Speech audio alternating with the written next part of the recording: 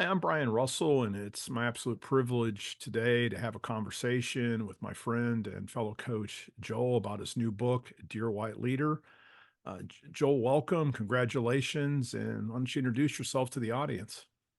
Yeah, thanks, Brian, for spending some time with me, for me to give me a chance to talk about my upcoming book, Dear White Leader: How to Achieve Organizational Excellence Through Cultural Humility. I am an executive and leadership coach, speaker, and consultant, passionate about helping leaders and organizations achieve their goals and develop a posture of cultural humility so that they can have the impact and create the culture they desire. Why did you write this book, Dear White Leader? So the reason for writing this book really came from my desire to help white leaders get better at leading diversity, equity, inclusion, and belonging work. And the story behind it is as I was coaching white leaders and helping them get better at this, I started thinking, there's a real need for a book about this topic of developing cultural humility. Generally, what's out there right now on cultural humility is there are a few books out there, but generally they tend to focus on for the focus tends to be to help psychologists, counselors, therapists, um, medical practitioners, and help them develop a posture of cultural humility. But no one has really written a book that has more of one, nonfiction, but also to help leaders get better at this work. And so, in the process of coaching and thinking about this, and even my own journey of developing a posture of cultural humility, I really felt there was a need out there. And that's what created this desire in me to sit down, hire a book coach, and start writing a book. And that's the reason why I wrote Dear White Leader, is to help white leaders get better at leading diversity, equity, inclusion, and belonging efforts so that they can be the best that they can be and help people of color in their organizations have a sense of belonging that they want to have so that they can thrive in their organizations. And I love the book cover, and I do want to ask you a question about it. I love the colors, but I also think it's really interesting. You have these trees that the roots kind of interweave at the bottom. Can you talk a little bit about the significance of the tree imagery that you selected for your cover? Yeah, so the reason I chose that for the book cover is in the book, I use the metaphor of the redwood tree. And I don't know how many of you are familiar with redwood trees, but I was not until I started really thinking about it. I actually heard it in a sermon illustration. And the tree or the redwood tree, what you tend to remember of redwood trees is they go really big and tall, right? You look up and they're like really, really high.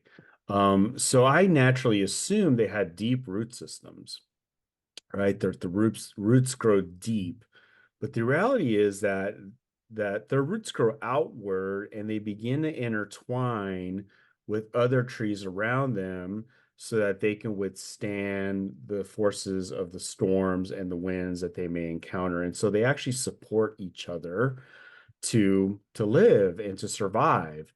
And just like the redwood tree, I believe that in order to get better or develop this posture of cultural humility, you need to do it in community and working with others and intertwining or interlocking with each other so you're able to share stories, wrestle through issues together, and so that you're doing it in community. You cannot, I contend vehemently that you cannot do this work in isolation. It's not just about reading a book, attending a conference, and saying, I did it, I did that. The reality is you need to talk with people and really wrestle through the issues that my book will unearth for people, and that you need to do it in community, just like the redwood trees need the trees around them in order to survive. You need people around you in order to develop this posture of cultural humility. The term cultural humility is in the subtitle. Sometimes we hear the word cultural competence. What's the difference between those two words, and why did you land on the phrase cultural humility? I was not familiar with the term until I've been thinking about what year this was, but it would probably be the mid 2000s, or like 2012 or so. I was sitting at a dinner, and I heard someone use the term cultural humility, and it really resonated with me. And as I started thinking about it more and more, I'm like, oh, this totally makes sense. And in doing some research, I realized that this posture is more about being able to navigate the complexity. And this is how I talk about it in the book, is it gives you the ability to navigate the complexity that comes with leading diversity, equity, inclusion, and belonging efforts. Because it's not an there's not really not really there is not an end point in doing this work. It continues to change and morph. Whereas cultural competency, although a really important foundation to develop cultural humility and is very important to develop cultural competency, but I always felt like cultural competency gave the impression that it had an endpoint, that I got a certificate or I checked a box and I can stop there. And I realize as I've lived my life, in living my life and leading, that competency is only going to get you so far, because this work of diversity, equity, inclusion, and belonging, or DEIB, continues to change and morph and is very complex. That would work 10 years ago when I got that certificate doesn't necessarily work anymore. So developing this posture helps you navigate the complexity with all the changes that are coming at you, because you have this posture of being able, or developing a posture of learning, of listening, of having a growth mindset, of being curious. So you're learning other people's perspectives, other people's identities, your own identity.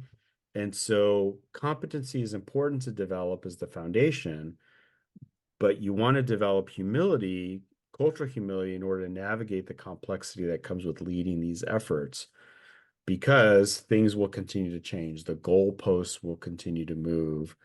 I talk about in the book this idea of seeking to understand versus seeking to convince. And so competency, which is cultural self-awareness, having good cultural attitude, developing the cultural skill sets and the knowledge, are all important. Whereas cultural humility takes it a step further, starts with self-awareness and self-reflection, just like cultural self-awareness. But then as you begin to develop this posture, you realize that there's a lot of stuff that's happening in could be happening in your organization, in the world, that you recognize that there's people or people groups that are not being as successful. You begin to recognize the power imbalances that exist, whether that's in your organization or your community. And so you can't help but want to redress those power imbalances. And I talk about in the book how to do that. That ultimately leads to organizational change. So the concept has three characteristics, just to repeat: self-reflection, self-awareness, self-critique, redressing power imbalances, and organizational change. And that's what the researchers Trevelyan and Garcia had in mind. I'm just taking it a step further in helping leaders think about how to develop this posture in themselves so they can lead more, or they can lead exceptionally. When you just take the term itself, culture, humility, oftentimes humility is thought of as one of the virtues. And so I hear cultural is kind of an adjective on there, but is it a skill then? Just kind of help us out a little bit more on that as you've from out of your reflection. I would say it is a skill. It's a skill that has a starting point, but really doesn't have an end point, because just like I believe with humility, if you have a posture of humility, you can take whatever's thrown at you in a particular context or posture and still address it appropriately. And so I added, or adding cultural humility is about how to navigate differences or how to bridge differences so that you can help people be more successful. You can help organizations develop the sense of belonging that they want to create, and become more inclusive, ultimately retaining talent if you want to use a business case, but also helping people be more successful and hopefully helping society get better because we're better able to listen to people who may have different thoughts, come from different cultural groups, different perspective, different faiths. And this posture is going to help you navigate those differences so that you can be a better leader. Why is a posture of cultural humility essential for leadership? As you're probably aware of, or as leaders are aware of, demographics have changed, right? And so our organizations have changed because of that. So we're hiring people from different ethnic groups, different cultural groups, different age groups, which is creating challenges for us as leaders to help our organizations meet their mission, right? Or meet their purpose. And so having this posture of cultural humility is ultimately going to help you lead teams that have different perspectives, have lead teams that have people with different perspectives, whether that's around or how, whether that's around because their ethnicity influences the way they perceive certain things, their faith perspective. And so this posture is going to help you, the leader, listen to what they're experiencing in a way that is authentic, and so that you can lead more, what I call lead exceptionally, right? And so in the book, I tell a story about a conversation. It's actually a conversation I had with you, Brian, that leadership, if you're not being an effective leader, that is really the starting point to be an effective leader. You want to be an exceptional leader. And so what I say in the book is, in order to be an exceptional leader, you have to lead with the posture of cultural humility, particularly if your organization is making it a focus to develop a strong sense of belonging and or most likely and developing an inclusive organization. If that is something your organization is trying to do, whether that's a faith organization, a nonprofit, a corporate organization, then developing this posture of cultural humility will help you lead exceptionally so your organization can do those things. If your organization is not making that a priority, then that's obviously a choice the organization's making. But I think there's even leaders in those organizations that know that things need to be different, and they want them to be different. And developing this posture of cultural humility will help them, and they so have this desire to do it, even though their organization may not want to, but they want to lead strong teams that have a strong sense of belonging that are inclusive. When we talk about belonging, what's the connection between helping individuals in our organizations belong and cultural humility? Sense of belonging is something that a lot of organizations are saying that they want to create. One, because they want their team members, their employees, to be able to thrive in their organizations. And so in the book, I use the definition that researcher and consultant Phyllis Weiss Hezerot puts out there, that there are certain characteristics that compose or make up belonging. And that is, people are encouraged to speak up, they're taken seriously, their organization is open to curiosity and creativity, they're given psychological safety, they're they are not expected to be perfect, they feel welcomed in a supportive environment, and they're recognized both tangibly and intangibly for their contributions.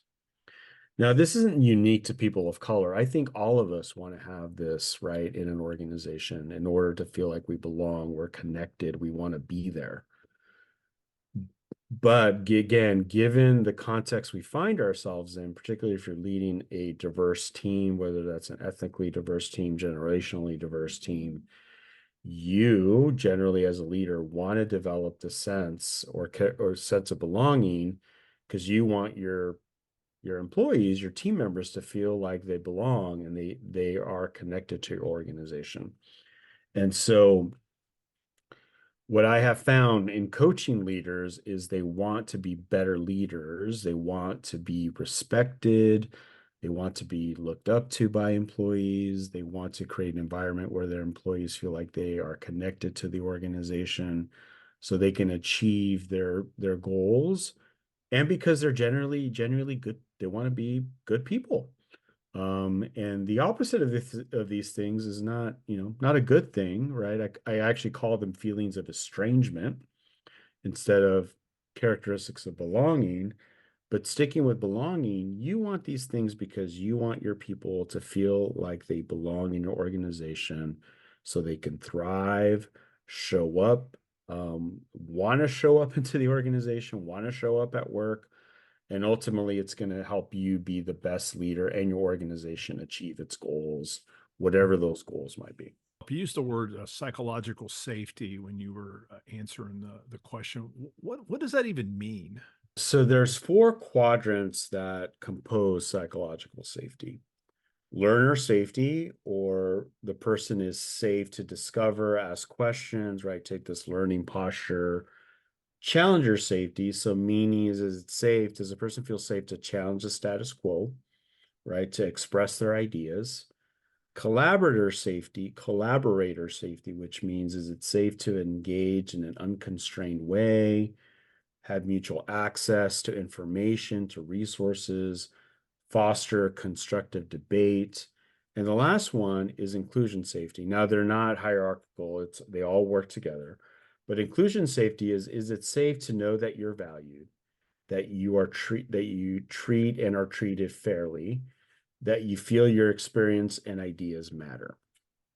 That's what composes psychological safety, right? So going back to what I said about sense of belonging, this is an important piece of having a sense of belonging, right? And organizations, those that thrive, those that are successful, right, that are able to achieve their goals, create an environment where people want to come to work, meet their financial goals, generally are able to provide this psychological safety or these quadrants. Some do more, some do better in some of these than others, but they're striving to create the psychological safety that ultimately impacts their ability to meet the needs of their stakeholders, their financial goals, their human resource goals, right?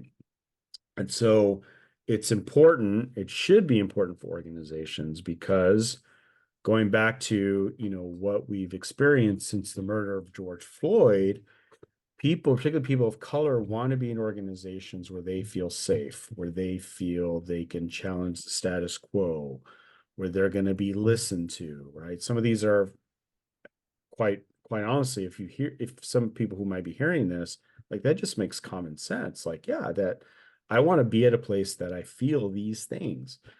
But the reality is not all organizations do this, right? Is they are not good at making people feel included or like they can collaborate or that they can challenge and not challenge in a negative way, but challenge in a way that maybe causes the organization to rethink their processes so they're learning from their employees.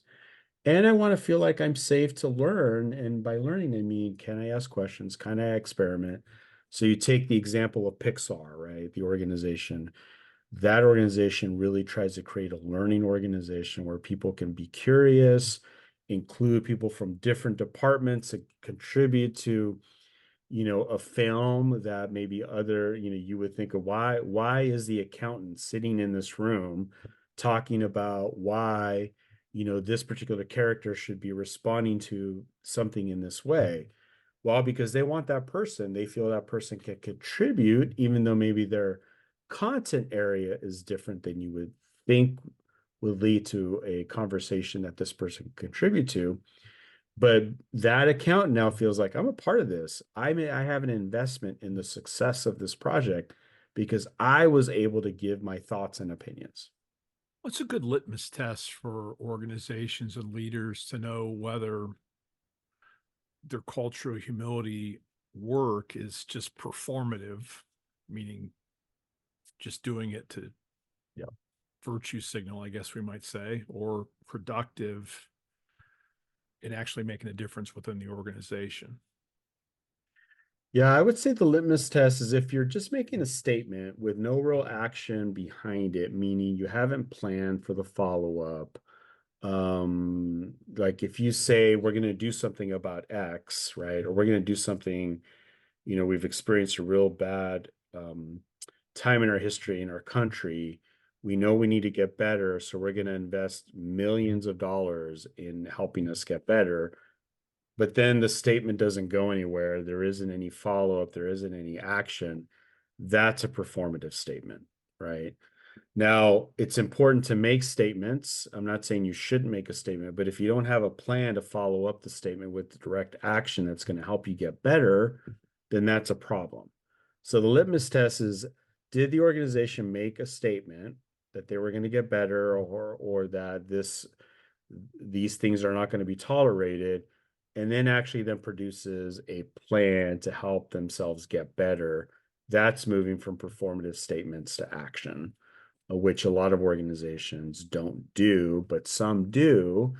Even though they may not know what they're doing, but then also, are they taking the steps to bring people in, whether it's outside consultants or internal people, to contribute to the conversation so that they can help the organization get better and move from that performative statement to action? Joe, we've known each other for, I guess, probably 4 years now, and I've learned a lot about cultural humility from our friendship. And I had the privilege of reading Dear White Leader as you are putting it together. Now, if someone's reading this book and they're like, "This is fantastic. I want this for my organization," talk about some follow-up ways where you can help serve organizations, and what kind of services you offer to help them implement some of the strategies if they don't know if they don't know where to go after reading your book. Yeah, well, there's two ways to reach out to me. You could find me on LinkedIn. I have a pretty active LinkedIn profile. You can email me at info@whiteleader.com. If you want to get follow-up and organize, potentially talk about how I can help you. There are three ways that you could potentially partner with me. One is if you're a white leader who wants confidential space to wrestle with or figure out how to get better in this work, I offer coaching, right? Executive and leadership coaching, and it's confidential and it's a safe space. Now, safe space doesn't always mean comfortable space, because you're going to be uncomfortable. We're going to be uncomfortable because you're going to have to unearth some things, right? Whether it's around bias, whether it's around microaggressions, what have you. But I have a temperament that my clients would say is very, one, I'm approachable. I am very compassionate and caring, and that's how I treat my clients. The consulting piece is, if you want to work with me, we're going to roll up our sleeves and look at your organization so you can begin to identify where those power imbalances exist, right? That second component of cultural humility that really is key for an organization to develop cultural humility, is identifying where those gaps exist, but not just identifying them, but backing it up with, how do we address those gaps so that we decrease those gaps so that people are more successful and we're able to achieve our goals from a systematic not systematic, so with a systematic approach to lead to systemic and organizational change. And lastly, if you want to be inspired by what I have to say, I'd be very happy to come to your organization and speak for 30 to 45 minutes and talk about what I've learned about myself in cultural humility, what I've learned in working with my clients and my organization, so that you can be the exceptional leader you want to be. Thank you, Joel. Grateful that you've put your best thinking into this book, and congratulations on the publication of Dear White Leader. Yeah. Thank you, Brian, for spending some time with me and allowing me to talk. Um, the book is set to be out in spring, which is, we're already in spring. So hopefully the next couple months it'll be out and you can purchase it on Amazon.com.